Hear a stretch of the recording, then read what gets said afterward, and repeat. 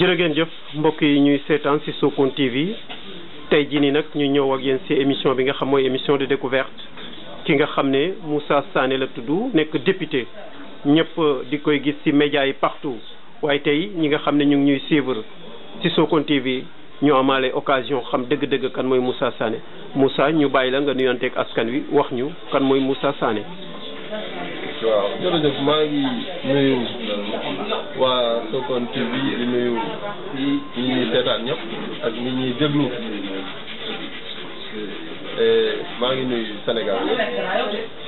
di sant bu baax di wax ni rek dañuy baalu ñëpp ci weeru koor bi di baal ñëpp di ñaan yàlla suñu borom ñu tàmbali ko ñu ko tàmbalee ci bismillahi rahmaani rahim yeggali ko ci alhamdulillahi rabbil alamin di wax ni rek Moussa Sané benn ndaw la pour dëkk Grand Yoff yàlla dogal fii la juddoo fii la defee lépp ba tey yàlla dogal mu nekk un député du département de Dakar nekk le député de Grand Yoff mais également di jiite benn kuréel mooy la centrale de la communauté casamançaise de Dakar nga xamante ni mooy Casamance yi nekk Dakar yëpp kuréel la boo xamante ni am nañu fu nekk ay représentants yàlla dogal ma jiite ko nga xam ne ñun waa doomu Casamance yi nga xam ni dañoo jàpp ni tey le président Macky Sall mi ngi liggéey réew mi liggéey boo xamante ni mucc ay ñu ànd ci kuréel boobu pour fësal li muy def jàppale ko pour muy am ay ndam un peu partout dans le Sénégal donc Moussa Sané noonu c'est un Sénégalais de bon temps qui est né à Grand Yoff grandi à Grand Yoff fi la suñu lépp nekk daal waaw. honorable ñu ñëw rek ci kuréel googu nga jiite est-ce que mën nga ñëw wax kuréel gi pour képp ku bokk Casamance rek ci nga bokk wala dafa am noo war a mën a def ba bokk ci ndax nag bëgg na ñoo xam ñi nga xam ñu ngi seetaan. waaw kuréel boobu mi ngi tudd la centrale de la communauté casamançaise de Dakar et sympathisant maanaam du ku dëkk Casamance rek kooku dama jàpp ni boo dégloo sax ni muy wuyoo communauté casamançaise bi centrale la seen kuréel bu daje pour les fils de la Casamance mais aussi et les sympathisants parce que nag ñun waa Casamance yàlla dafa dogal tey bëri na ñu ay sœurs yoo xamante ni seen i borom kër du ñu ay Casamance ñu am ay jabar yoo xamante ni du ñu ay Casamance looloo tax kuréel bi les sympathisants bokk kon donc dama jàpp ni képp kuy sénégalais rek te jàpp ni tey le président Macky Sall mi ngi liggéeyal Sénégal war nañ ko jàppale ci nga bokk mais soubassement mouvement bi c'est la communauté casamance. D'accord honorable bu ñu ñëw ci wàllu politique lan moo la dugal ci politique ak nan nga def ba dugg ci politique. waaw man nag sama duggum politique mën naa wax ni ci président Macky Sall laa engagé woon vraiment ci politique yàlla dafa dogaloon man musuma dugg ci ay waxu politique moom may jur nag mi ngi tudd El Hadj Issa Sané moom nekkoon na chef du protocole du président Senghor ma judd ci dans une famille socialiste parce que mon papa était un responsable du parti socialiste mais man musuma milité nag wax dëgg yàlla ci benn parti et donc si loolu laa juddoo si loolu laa yaroo mais bi ma demee ba en 2008 laa engagé wu politiquement gis le président Macky Sall mu nekk dans le PDS ma koy observé en tout cas ma am cofeel ci moom à chaque fois que ma koy gis ma ne kii dafa niro ak man ni ma bëgg mel parce que noonu laa mel sérieux bi xam ne dañuy wax day ñàngal man toujours les gens me reprochent que ni damay ñàngal parce que du loolu dañoo am caractère boo xamante ni xëy na peut-être noonu la yàlla bindee donc ma toog gis la personne mu nekk koo xamante ni wax dëgg yàlla ku am taxawaay ñu ne il faut que ñu engagé wu ñu dem nag ba benn moment ñu gis ni mu génn PDS taxaw lancer un mouvement mu taxawal un directoire de l'APR bi mu lancé le directoire de l'APR man de bokk naa ci ndaw yi njëkk jóg ne man daal sama engagement politique nag fii laa ko doon xaare et je me suis engagé de façon spontanée ànd ak président Macky Sall et ba 2009 mu choisir ma parmi 100 jeunes def ñu ay commissaires politiques yooyu ñoo doon implanter le parti sur l'étendue du territoire ku nekk ñu am fu ñu la affecté man ñu affecté ma Dakar tey bëri na ay kilifa yu bëri yoo xamante ni man maa monté seen comité ci biir parti bi et donc noonu la ñu àndee ak le président ñu yàlla di dox en 3 ans on est parvenu à prendre le pouvoir en 2012 ñu jëlee nguur gi 2012 et 2013 le président recruté ma ñu yóbbu ma au ministère de la justice foofu laa nekkoon à la direction des constructions et des palais de justice et autres édifices foofu laa nekkoon comme expert immobilier parce que sama spécialité li ma jàng mooy bâtiment donc foofu laa nekk de 2013 ba 2017 waaw def naa fa 5 ans et yàlla dogal le président investir ma comme député dans le département de Dakar loolu aussi mu nekk pour la première fois ci histoire du Sénégal ñu am doomu Casamance boo xam ni nekk na fii député ci département bu Dakar donc loolu ñu koy santé son excellence le président Macky Sall et à partir de ce moment communauté bi comprendre que ni ah kii de li mu ñu defal wax dëgg yàlla musuñu ko am communauté bi yëpp mobilisé wu jóg di ma jàppale boo xoolee élection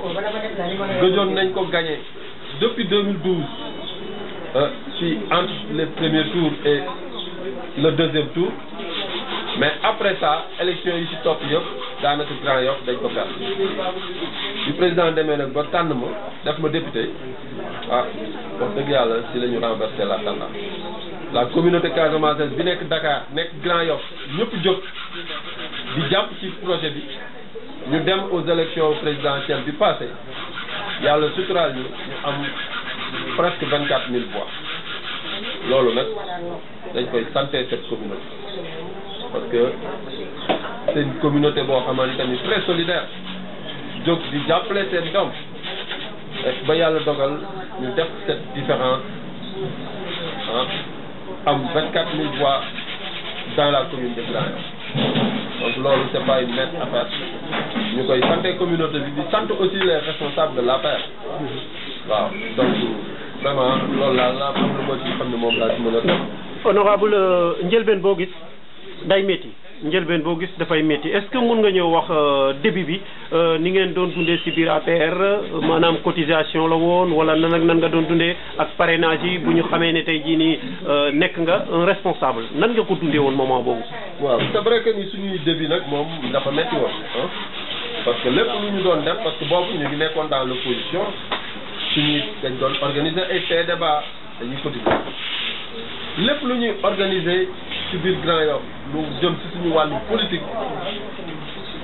dañu doon cotiser ku nekk joxe sa participation ñu dajale xaalis mën a organiser li ñu doon def donc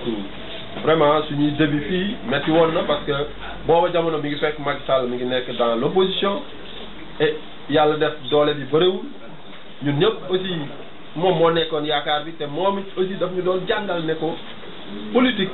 on pouvait faire la politique autrement boo waxee waxu xaalis mu ne la du xaalis mooy tax ñu def politique on peut le faire autrement au lieu que ñuy jël xaalis bi di pasar dañ ko rationaliser xool li nga xam ne mooy lu mënta ñàkk ñu koy def mais bu ñu politique parce que am nañu yaakaar te kii war nañu jox non loolu moo tax boo xoolee ñun ñi nga xam ne ñoo njëkk a impliqué wu dans le parti mais ñun dañ ko demee avec des valeurs dañ ko demee ak ngor dañ ko demee ak fulla ak fayda ñun jënd nañ ñu def nañ ñu lu nekk mais dañoo mës a lànk continuer suñu ligne de conduite ànd ak son excellence le président Macky Sall ba tey yàlla may ñu am li ñu am tey donc pour dire vrai les débuts de l'APR partout nag au Sénégal ñun fii à Grand Yoff aussi on l'a vécu et c'était difficile très honnêtement. jërëjëf yéen ñi ngi seetaan ci Sokone TV ma leen di fàttali ne yéen a ngi ànd ak suñu invité muy député Moussa Sané si Grand Yoff tey moom mooy nekk suñu gan honorable ñu ñëw si loo xam ne dañ koy rapprocher le président dañ ne ay nit yi démbam daf leen a fàtte ay nit yi tey la téye loo ñu mën a wax si loolu. waaw ñooñu seen gis-gis rek la ñuy wax ah c'est-à-dire tey ñun ñi nga xam ne ñoo àndoon démb ak président Macky Sall nekk na koo xamante ni ku am kólla Macky Sall ku yaakaar ni Macky Sall da la fàtte boobu yow yaa comprendre retul en tout cas la direction bi nga xam ne moom la cette personne di def man damay jël exemple ci sama jëmm rek parce que ànd naa ak Macky Sall de 2012 de 2008 jusqu'en 2012 ba 2013 lañ ma soog a jël yóbbu ma ministère de la justice mais diggante ñeenti at yooyu j'ai chômé parce que dama am fu ma doon liggéeyee benn société bu mag fii ci Sénégal mais ba ñu demee ba gis sama engagement ci politique daañ moo faa daax parce que ka fa nekkoon dafa jiite responsable bu mag la woon tamit magam nekk ministre magam bu mu bokkal ndey ak baay nekk ministre bu PDS donc bi ñu demee ba gis sama engagement ci politique bi ñu làmb fu nekk ma bañ mais fexe nañu ba dàq ma fa ma doon liggéey. mais bi ñu la dàqee est-ce que président yéeg na ko. Macky bon war na ko yëg mais ñun jàppuñu ni loolu parce que ñun dañoo engagé suñu engagement rek duñ ko laam-laame ak lenn parce que dañuy jàpp ni lépp luñ ci fekk rek ñu gëm ni ñun ñoo jëloon responsabilité bi pour engagé ci engagement boobu. man dàq nañ ma toog di chômer pendant 4 ans yoo xam ni maa ngi yor suma jabar ak sumay juróomi doom di daanoo ki jóg di tàqale fu nekk ma dugg fa mais tooguma yaakaaral fu nekk lu ma xam ni rek lii war naa si mën a def pour am si njëriñ def naa ko sauf di fen di sàcc loolu moom bokkul ci suñu trait mais on s'est battu vraiment ba egsi fi ñu egsi. d'accord honorable ñu ñëw si sa kàddu sànq nga ko wax am na jëmi jamono Grand Yoff da ngeen doon perte fii lu bëri yéen APR est-ce que ba nga defee jàngat lan moo indi waral loolu lépp. bon jàngat bi ma def man li ma si gis réellement parce que bon man da wax naa ko sànq si tàmbali waxtaan bi man je suis un commissaire politique du parti donc bi ñu commencé 2012 dañoo gagné élection fii présidentielle premier tour comme deuxième tour. ñu dem élection locale 2014 ñu perte élection am 8840 voix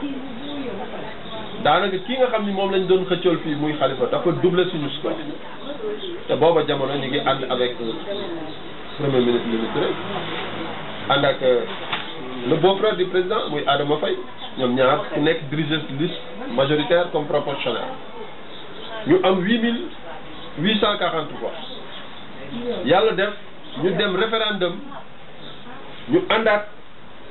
yàlla may ñu gagné référendum le oui et le non ñu demaat 2017 élection législative ñu perte élection yi ñu am 13000 voix kañu doon xëccantal fii Grand Yoff mu am 16000 voix donc nga gis écart bi ñu remblé li ñu comblé ci diggante li mu ñu doon rawee daf ñu doon doubler ay score léegi fu mu nekk ñun 13000 lañ nekk moom mu nekk 16000. mais loolu seen biir la woon wala bi nga defee jàngat. foofu laay ñëw. ñu dem en 2019 yàlla def ñoom ñu am 14000 voix ñun ñu am 24000 voix ñu gis différence bi ñu def mais ci diggante boobu man li ma jàngat mooy on a une très forte communauté casamançaise de Grand Yoff et dans Dakar communauté casamançaise boobu ñi ci bëri dañ doon jàppale Khalifa Sall. mais ba Macky Sall jëlee Moussa Sané daf ko député mais ñi ci bëri dañoo bàyyi léegi ñëw ñi ngi ànd ak man parce que léegi xam nga rek casa communauté bi dañoo solidaire man looloo ma neex ci communauté boobu nga xam ni si laa bokk tey ñi nga xam ni ñoo doon jàppale Khalifa nekk ay doomu Casamance mais 85% ñëpp dañoo bàyyi ñëw fu mu nekk nii di ànd ak ñun parce que nag ñun ñi nga xam ni ay suñuy mbokk lañu nekk de l'autre côté di ñu xeex ñun bu ñu dajee sax dañuy xaxarante waaw donc yow boo ci nekkee da ngay dem ba à un certain moment donné dootu la ko jaral sa dignité dootu la ko jaral. parce que da ngay gis ñëpp a ngi taxawee ci ginnaaw diw même buñ ci amul intérêt sax mais le fait que mu ne doomu Casamance la rek ñëpp ay jóg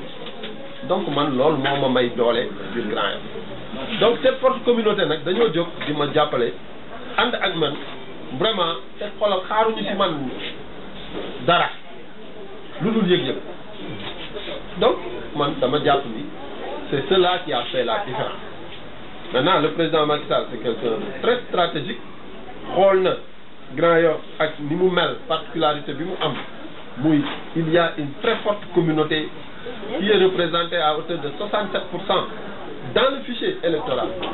Donc foofu pour communauté bi gagné fi dafa yomb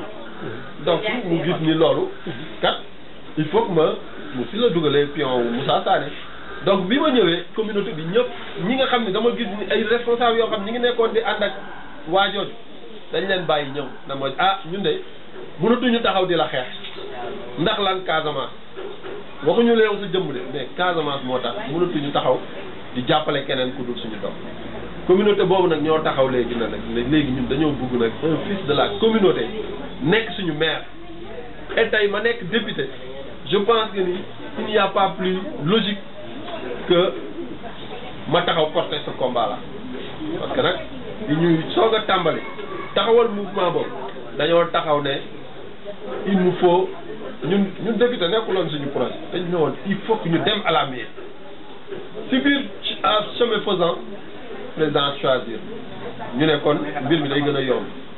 tey ñu taxaw ne on est candidat pour la mairie de Grand Yoff. Ah bon? Ah oui. On ne peut pas avoir un candidat beaucoup plus crédible que Moussa Sané à Grand Yoff. loolu je pèse bien mes mots tey jii nii candidat bu bokk APR gën a taxaw Moussa Sané fii ci biir Grand Yoff gisuma ko man su may wax damay wax rek te yàlla tax fii laa juddoo nañ ma tegal candidat boo xam ne bu ma gën juddu fii ci biir Grand Yoff fii laa juddoo sama jabar fii la juddoo samay doom fii lañ juddoo samay famille ñi ngi fi waaw tey Moussa Sané boo duggee biir Grand Yoff ay frère am yi mu bokkal baay ay sœur am yi mu bokkal baay ñu ngi quartier boo dugg ci biir Grand Yoff fekk leen donc ñun dafa légitime pour ñu taxaw réclamer comme quoi que nous sommes candidats pour la mairie de Grand Yoff parce que dañoo bëgg doxal suñu gox ñun dañoo jàpp ni nous sommes la solution pour Grand Yoff et donc loolu ma def la scoop boobu je répète encore une fois que je suis candidat pour la mairie de Grand Yoff je suis candidat pour cette communauté bi nga xamante ni moo taxaw tey ne Moussa yaay suñu candidat dañ koy porter te incha allahu rabbi dañ ciy am ndam. Alors honorable député si candidature boobu nga wax te xam nga ne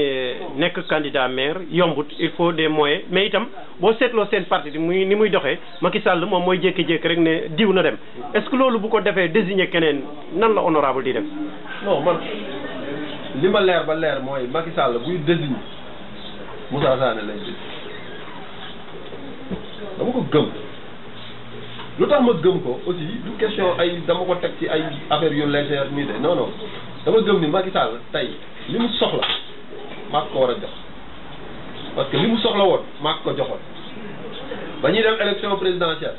maa dem yëkkati samay mbokk ñëpp jóg mobilisé wu ñu dem wuti élection yi ba yàlla suturaal ñu si pour la première fois ñu am 24 000 voix à Grand Yoff loolu c'est la communauté. C'est vrai que les responsables de l'APR ont beaucoup contribué et de Benno Bokk Yaakaar loolu duñ ko weddi mais aussi la communauté moo def le travail de fond waaw ñun dañu doon dox ba 3 heures du matin j'ai vu des parents yoo xamante ni dañuy fanaan dañuy xoole ba bët set Grand Yoff fu nekk dugg nañ pour Macky Sall am ndam. Et je pense que ni loolu Macky Sall l'a très bien compris bi mu fi ñëwee Grand Yoff en 2019 ci campagne électorale bi Macky dafa ñëw dajale tous les leaders dans la voiture du président ne Moussa dinaa la jox kàddu gi nga wax ci turu Grand Yoff yëpp donc boobu définir na carte il a distribué maintenant nag les cartes maintenant nag politique lañ nekk di nga gis gars yi di ci teg seen tànk di yuuxu di tëb di dal mais xam nañ ni ak ku ci mënta doon li ma ci mën mënoo ko loolu moom buñ tegee kaamil ma teg sama loxo waaw mais foo ko teg mun nga ma ëpp nag xaalis parce que fii laa juddoo man dama fee am ay promotionnaires yu ma bokkal classe fii ñu jàngandoo fi ma am fi ay njab c'est-à-dire dama bokk ci famille boo xamante ni bu large ci biir Grand Yoff kon yow yaay Grand Yoff barke Seydina Mohamed maay Grand Yoff jërë ngeen jëf xam nga ku la ne man fii laa juddoo sama jabar fii la juddoo samay doom fii lañ juddoo loolu c'est pas donné à n'importe qui et ba pare samay sœur ak samay frère ñun ñëpp fi lañ juddoo Grand Yoff te ma bokk ci famille boo xamante ni mais damay bañ tudd lim bi mais macha allah encore une fois je pèse bien mes mots ñi ma xam nañ ni daf bokkuma ci famille bu ndaw famille bu large laa bokk boo xamante ni man samay xaritu papa dañ doon ñëw di toog ak sama papa di waxtaan ak moom pour xam mais lan la ndax ni mu jaboote man sama papa sëñ Falloo ko ñaanaloon sama papa sëñ Falloo ko ñaanal daanaka nombre de doom yi sëñ Falloo am moom la sama papa am kon donc nga xam te ñun ñëpp Grand Yoff lañ juddoo fi lañu yaroo loolu moo ma may nag ma taxaw ne man tey li ma am ci ay jarbaat rek su ma leen dajalee rek mat na meeting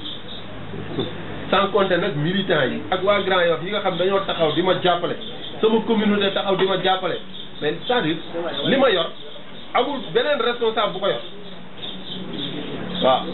donc loolu moo ma may pour que ma taxaw ne je suis la solution pour Grand Yoff. Alors honorable député ñu dem ci assemblée nationale tey jii nii mun nga ñu faa wax ban rôle nga fay jouer en plus beneen question bi aussi ñu gis seen assemblée bi dafa bëri coow trop ay député yu xeex ay député yu xuloon lan ngay wax askan wi nga xam ne ñu ngi ñuy déglu. waaw askan bi moom li ma koy wax rek mooy lu simple la député faluñu la pour nga dem di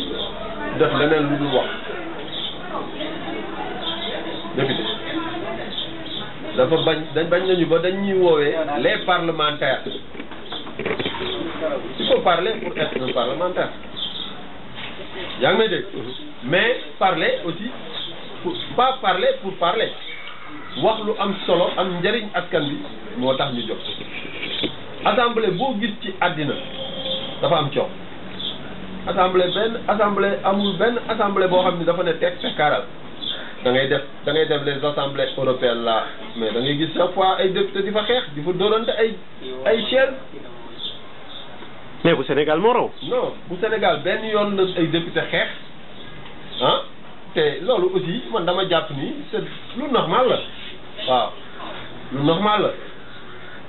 kenn du wax nag ni dañoo war a dëkk ci loolu mais de temps en temps aussi loolu mel noonu mun sa ñàkk xam nga parce que tey jii nii assemblée dañ fa nekk. di jàllale projet yi nga xam ne Macky Sall moom la ñuy indil bëgg pour ñu voter ko pour mën koo dérouler appliquer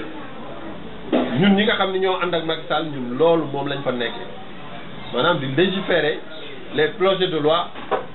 di voter le budget de l'Assemblée nationale di contrôler l'action gouvernementale loolu mooy le rôle d'un député maintenant loolu nag du ay noppi moo la koy jox da ngay wax nit ñi comprendre wax pour askan bi xam maintenant ci biir wax boobu nag des fois nga gis ñoo xam ne dañuy taxaw ne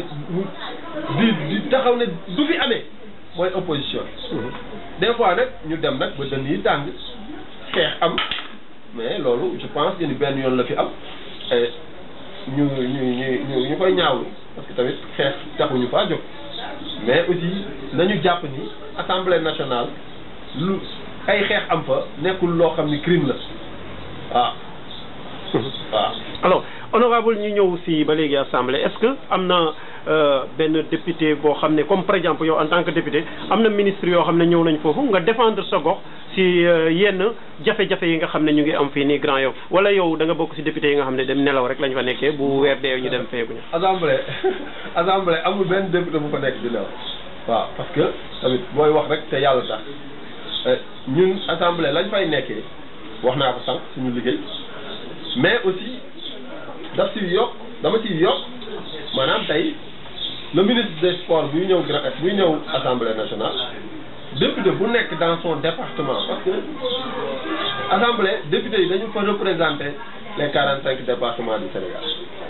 fu ci nekk commune par commune problème fépp fu mu nekk da nga ko war a wax assemblée nationale pour député yi pour ministre bi jël ko en compte pour indi solution donc ñun assemblée je pense que ni tey waa Grand Yoff xam nañu ni Moussa Sané nekkul assemblée di nelaw dafa nekk di liggéey au contraire parce que tey ñun ak taxaw nañ fa porter le combat pour que Grand Yoff mu am un deuxième commissariat et je pense que ni loolu validé nañ ko ba dugal ko ci budget 2019 yàlla dogal Covid bi ñëw loolu moo tax tabaxuñu commissariat boobu mais ren ñu ngi waat ci budget 2021 bi te incha allahu rabbi danañ ko tabax dem nañu ba jël site bi zone de captage war a yëkkati bâtiment boobu pour taxawal un donc loolu ñoo ko porté assemblée nationale Yacine Thiandoum bi taxaw nañu assemblée nationale wax président ne ko wax ministre bi président mi ngi tabax ay cité religieuse fu ne mais tey dafay jaadu communauté chrétienne bi nga xam ne moo nekk Grand Yoff nekk une forte communauté ba pare ñu am église boo xam ni am chance boo xam ni église Yacine Thiandoum mu war a taxaw si suñu commune muy Grand Yoff te Grand Yoff nag église boobu foo war a taxaw dina bu paree dina nekk église bi gën a mag ci Sénégal ak ci Dakar ma ne ministre bi kon jaadu na tey président ni mu nekk ci tabaxee cité religieuse yooyu ñu tabax église boobu jébbal ko communauté chrétienne bi loolu je pense que ni Grand Yoff. est-ce que communauté chrétienne bi yëg nañ loolu nga taxaw yëg nañ ko boo demee YouTube da nga koy gis ah tey taxaw nañu ne Grand Yoff dafa mérité am un lycée te nag ay CM rek ñoo fi amoon li ñu ñëwee assemblée en 2017 2018 2019 le lycée bu Grand Yoff ubbi donc yooyu yëpp ñun ñoo ko porté à l'assemblée nationale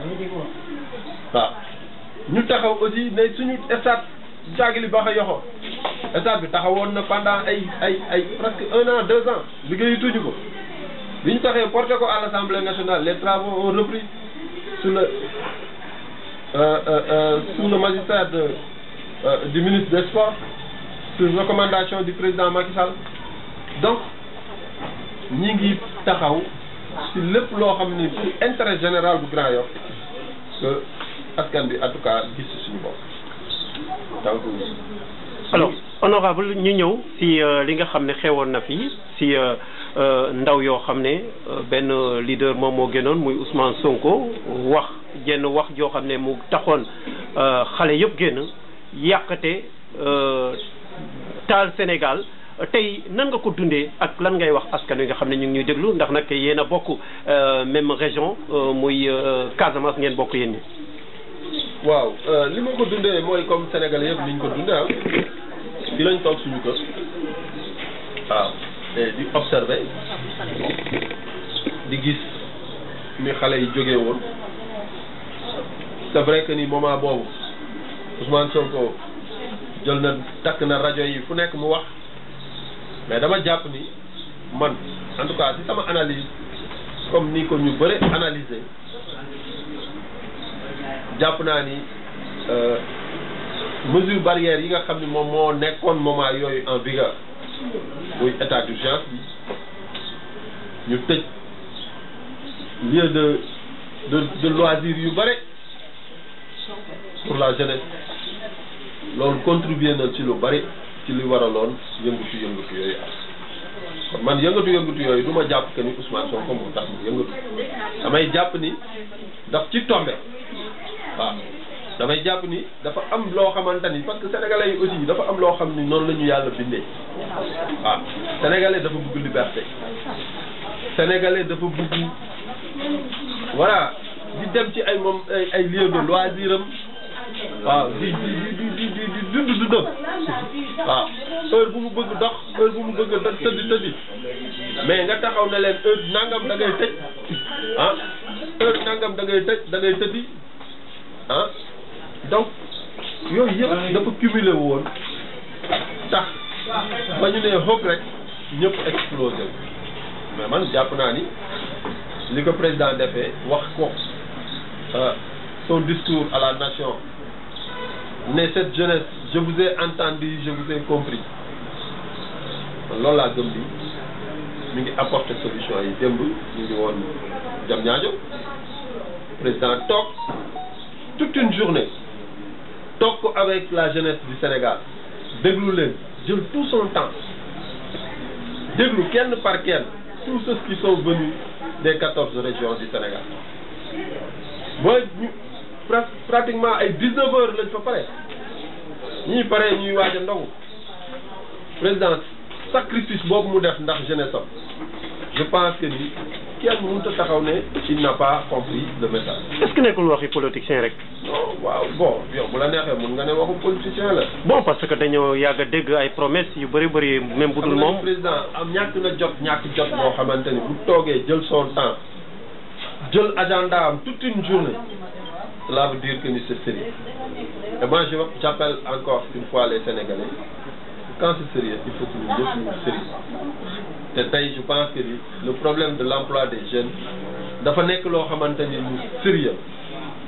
et président nag pare pour indi ci ay réponses parce que yàgg na ci indi ay réponses tey président Macky Sall li mu def ci emploi des jeunes kenn dootu ko lam-lamee depuis bi mu ñëwee en 2012 de nos jours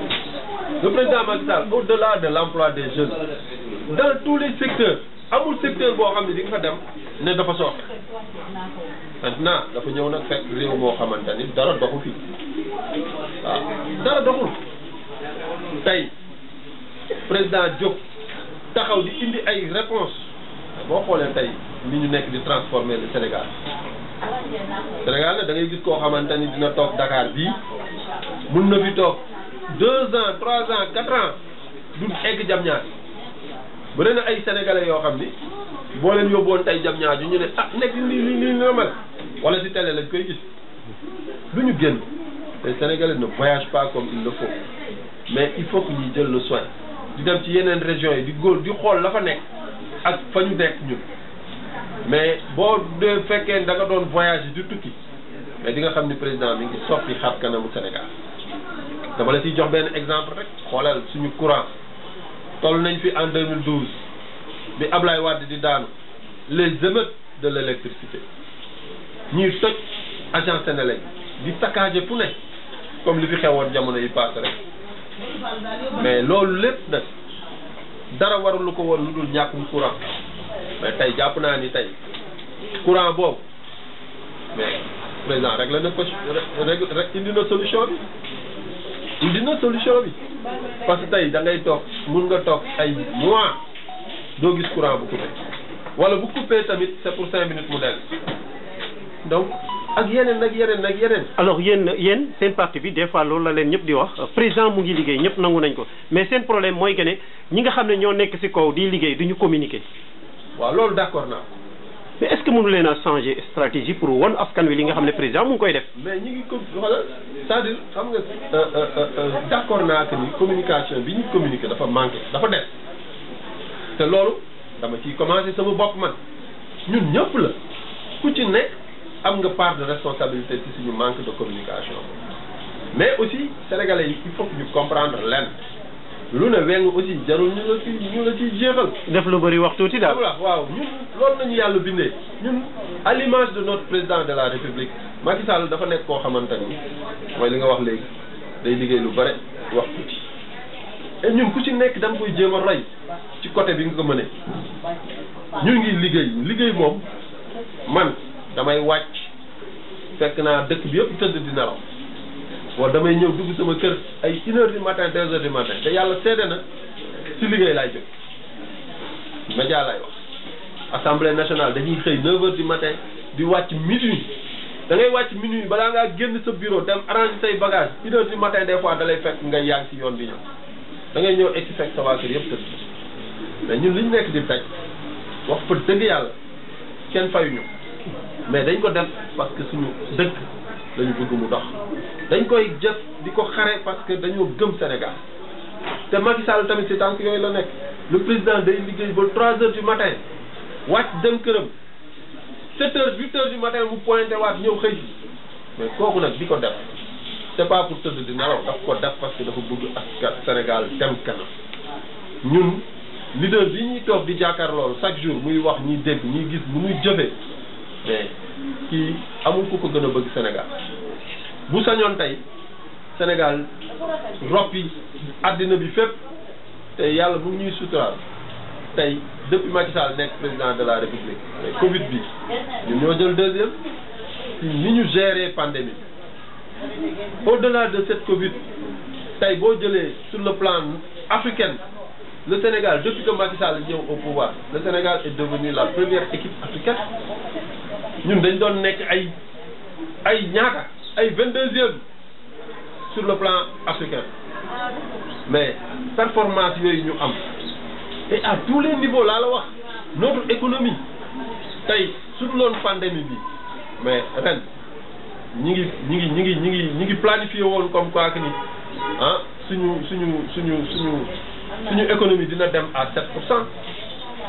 ci ay performance pandémie bi ñëw wàcce waat ko ba 3%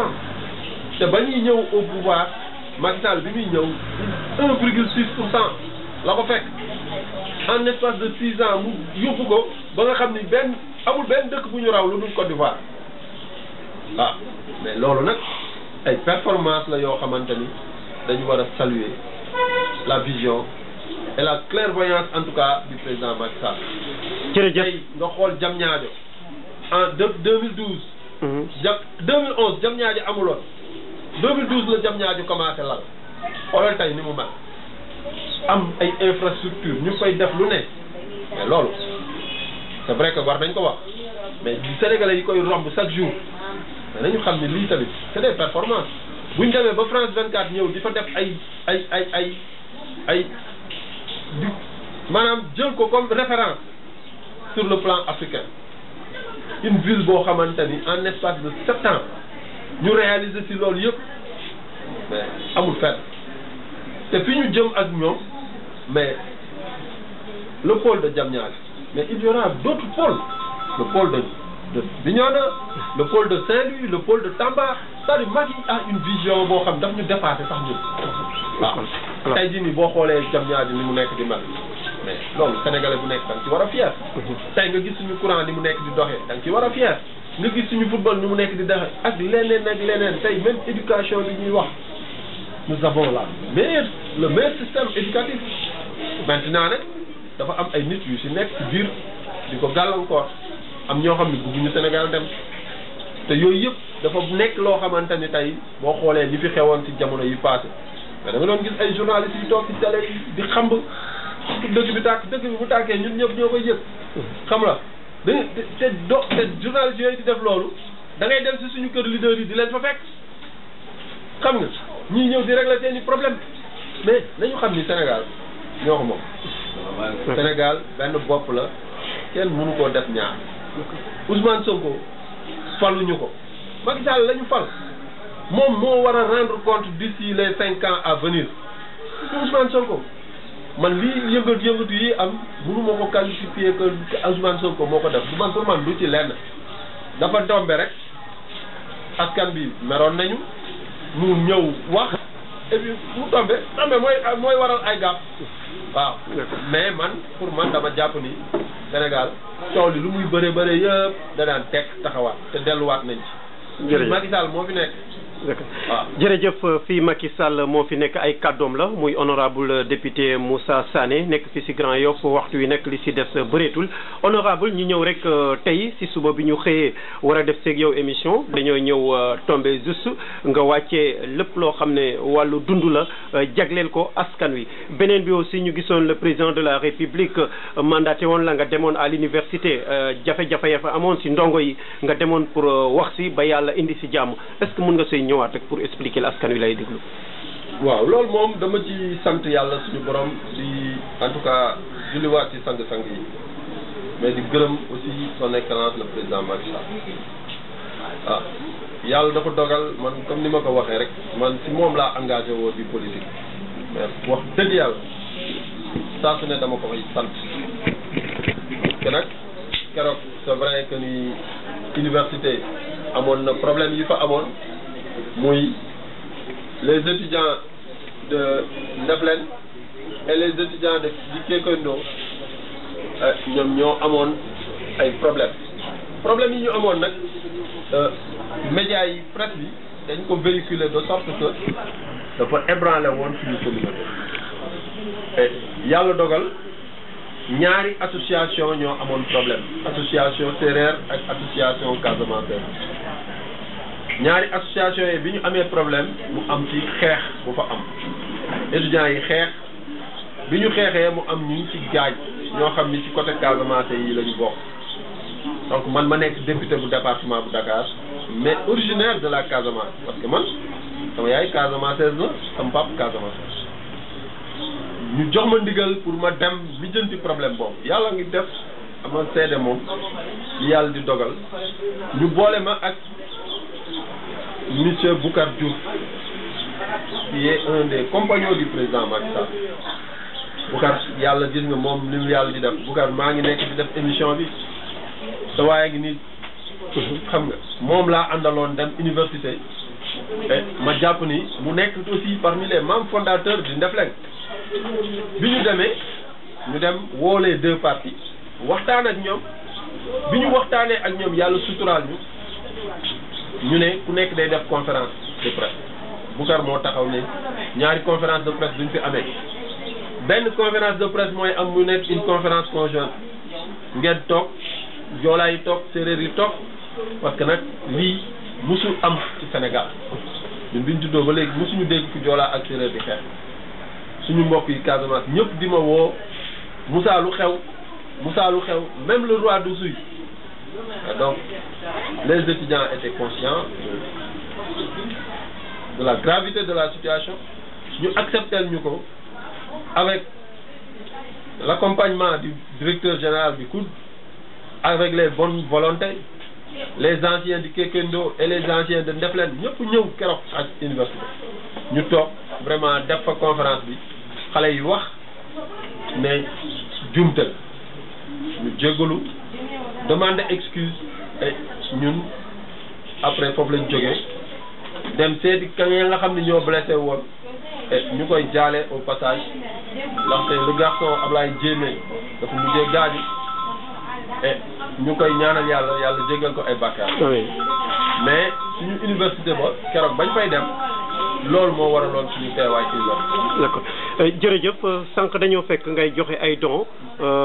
balaa ñuy dem sax ngay tontu si loolu ñu dem seetaan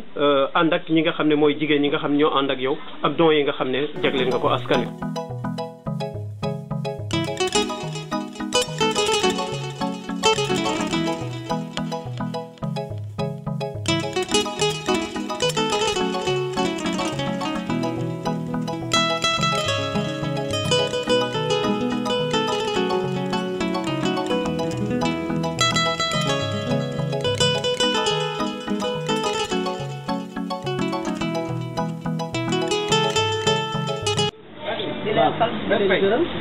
waaye yow boo ma laajee ci honorable député dafa ci sawar lool ci wax ndax tey yàlla moo la tombeel nga fekkee te gis bu ñu gisee gis weddi gis bokk ndax tey ñëw nga gis fi lii yëpp bu honorable député nag mooy Moussa Sané moom dafa ñëw nekk ak ñun bi dara dul dara ndax nit tey sax di nga am nga fàtte ñi nga xam ne ñooñu nga nekkaloon démb waaye moom bu mu amee la gën a bëgg ñi mu nekkaloon démb ndax boo ñu gisee tey suñu taxawaay bàyyi suñuy kër ñuy ay mag bu jëm ñëw ànd ak moom kon nga xam ne am na koo xam ne egg nañ fa am honorable nag tabaski korité gàmmu paasu màggal yi reeru tam xarit yi moom bàyyiwul dara ginaaru korité xaru tabaski sax dafay compter xaar ba mu mat jox ni nañ dem leen ngeen wuti xaru tabaski kon kooku ki la koy defal tey boo ñëwee fekk ci lii kon ñun duñu ne buleen ndax ñun ci la ñu dëkk honorable nekk ku tabe ono nekk ku yaatu ono nekk ku baax ono nekk suñu mag féete ñu fu ne kon ñun honorable mënuñu ko lu dul di ko sant rek di ko gërëm di ko ñaanal yàlla honorable nag bu ñëpp meloon député Moussa kii député Macky Sall yëpp bu ñu meloon ni honorable député kon foog naa Moussa kii Macky Sall day dem rek toog di xaar élection jot ñu ñëw jox ko li mu soxla kon du daw du sonn ndax ono bàyyiwul kenn. alors bu ñu ñëwee gis nañ li nga xam ne mooy wàllu ceeb ñëw nga si wàllu diw ak yooyu ndax ñooñu def ko préparé pour militants yi wala askan wi yëpp ñoom ñoo ko. yooyu askan bi yëpp la moom amul xaaj ak seen moom ku ko bëggul sax la gën a bëgg ndax tey ñi fi dugg ñëpp duñu ay militants ku nekk ku fi dëkk rek ak ku nekk ci Grand Yoff rek te xelam ne yar ci yow rek am nga ci wàll moom bàyyiwul kenn moom ñëpp la yemal léeg-léeg sax mu jox ñi nga xam ni sax duñu ay militants mu desee ay militants di daw ak ñoom kon nit ku baax rek tey def loolu kooku mooy honorable député Moussa Sané député du Tour. alors for nañ ci weewu béy parce que dañoo war a def ak moom léegi émission que ne candidat la pour élection locale yi ñëw pour mairie bi tey looy wax askan wi nga xam ne ñu ngi lay seetaan. képp koo xam ni mi ngi may déglu wala di ma seetaan na bàyyi xel honorable député Moussa Sané candidat la ci élection locale muy candidat boo xam ne ku ko fi bàyyi perte nga muy candidat boo xam ni candidat bu mat a jàppale la ndax ku am tuuti di la sédd ñëpp bés mu amee lu bari foog naa commune bi yëpp dinañu sédd kooku mooy honorable député Moussa Sané futur maire de Grand Yoff. d'accord jërëjëf futur maire de Grand Yoff boo ne jigéen ne góor ba tax na ñu fekk fii kii nga xam ne aussi fii lañ ko fekk ci kër gi mu ànd ak ñoom ci liggéey bi ñu bëggoon a xam rek yow yaay kan ak li nga xam ne soxna si madame si wax na ko loo si mun a yokk tey jii nii. voilà waaw maa ngi leen di nuyu tamit naka télévision bi. Sokone TV. Sokone TV man maa ngi tudd Moussa Dieng responsable la boobu ñëpp responsable voilà donc suñu présidente bi ki mooy présidente des femmes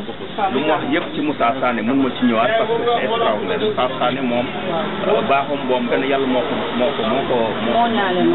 ko mooñaale noonu parce que lu di nga wax nii alors c'est vrai que moom amul ndax fii nga bokk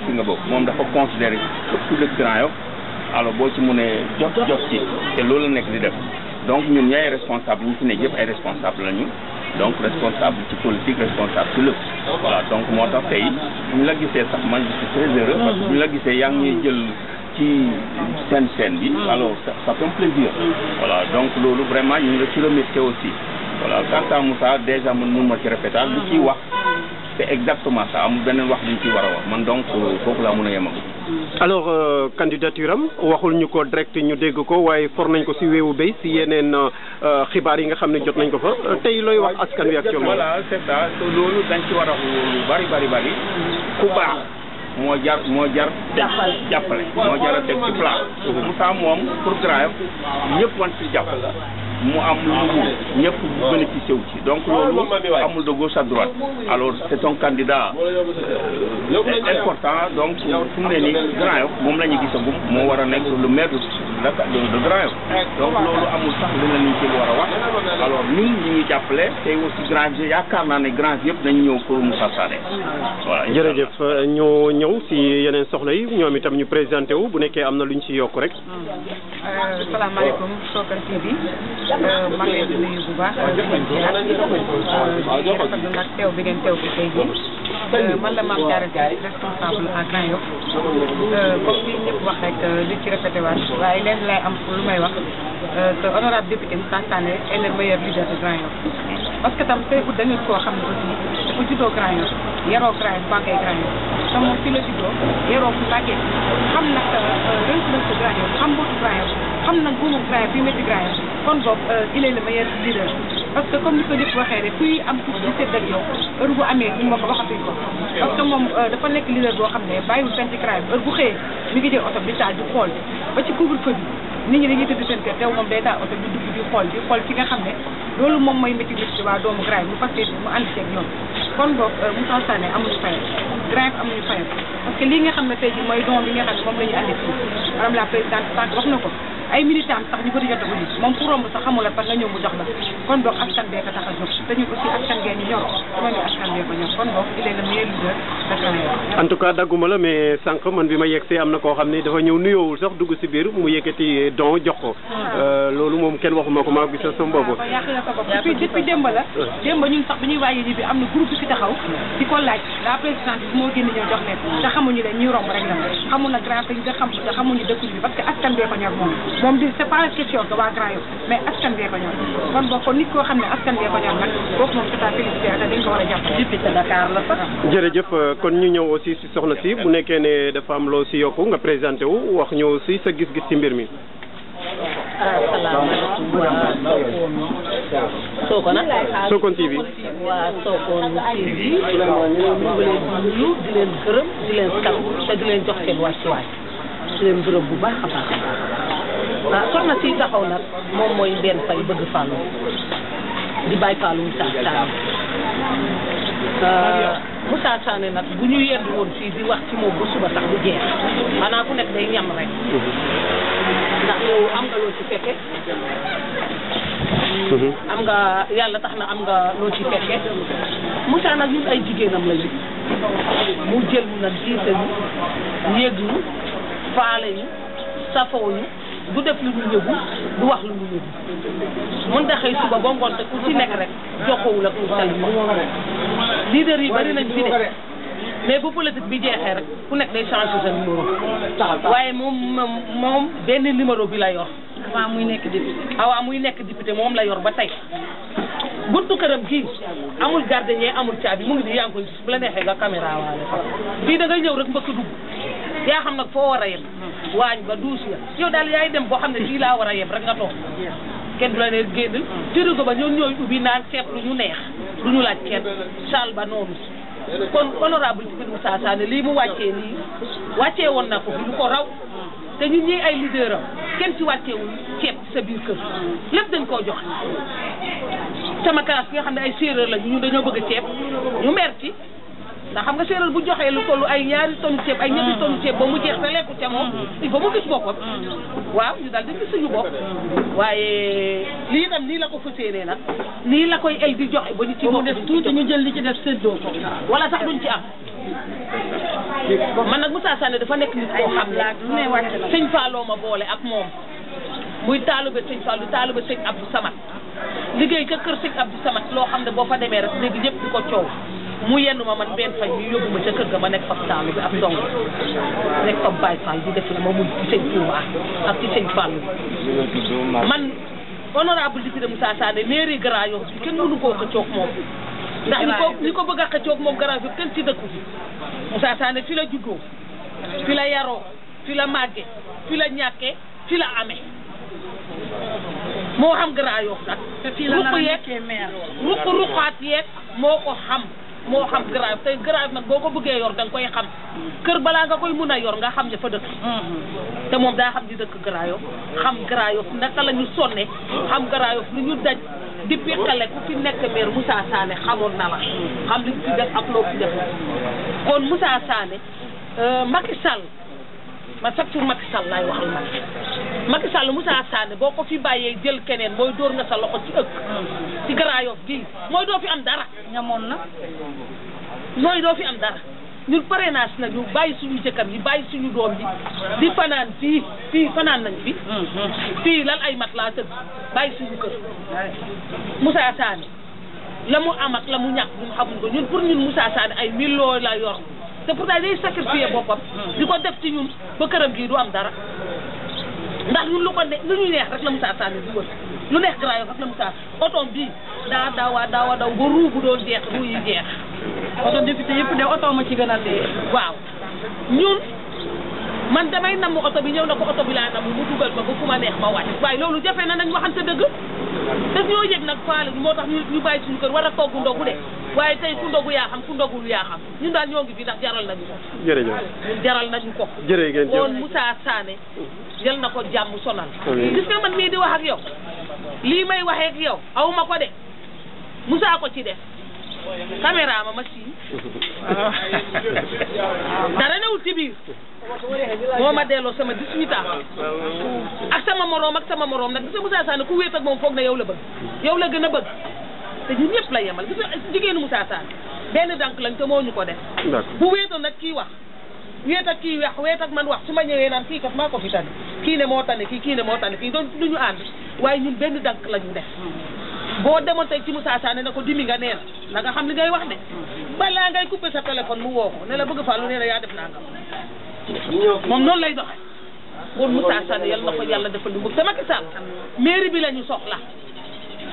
man bàyyi Fallou Moussa Sané bëgg Fallou benn fay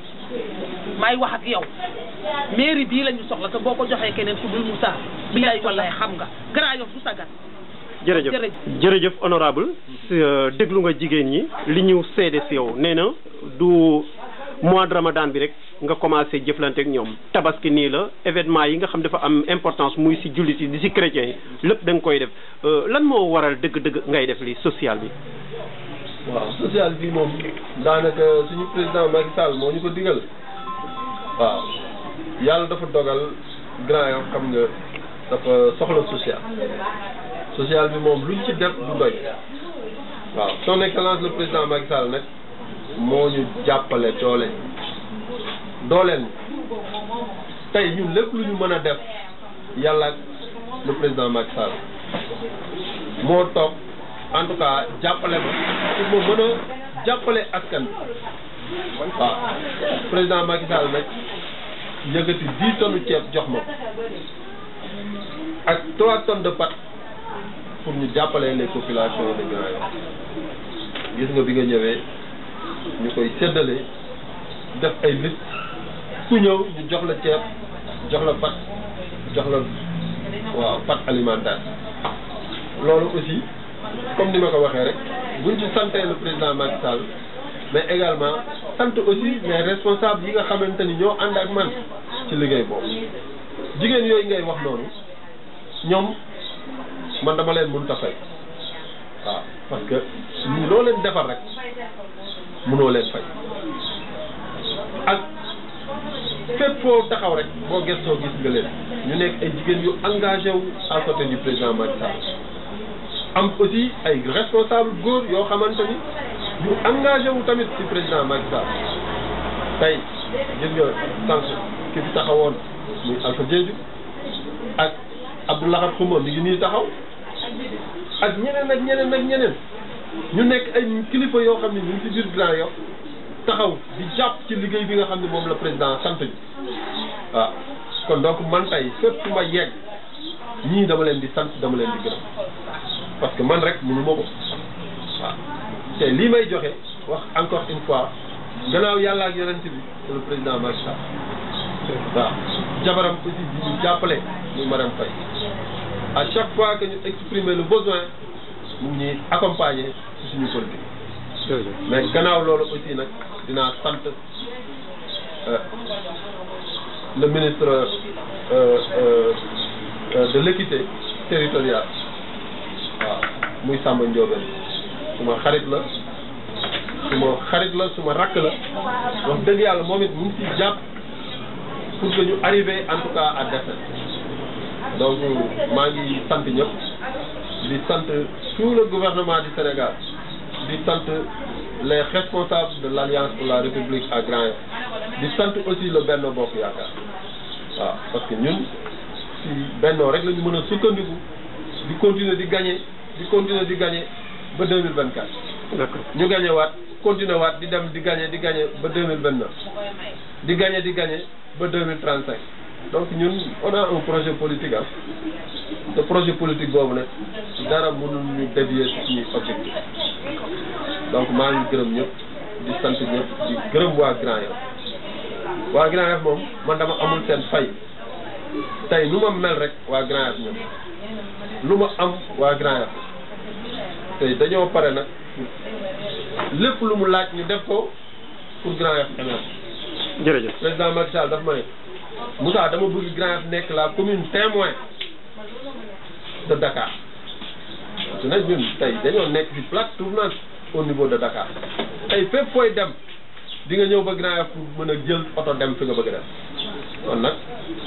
ñun li ñu am xam nañ ko di nuyu en tout cas ñëpp di sant ñëpp di nuyu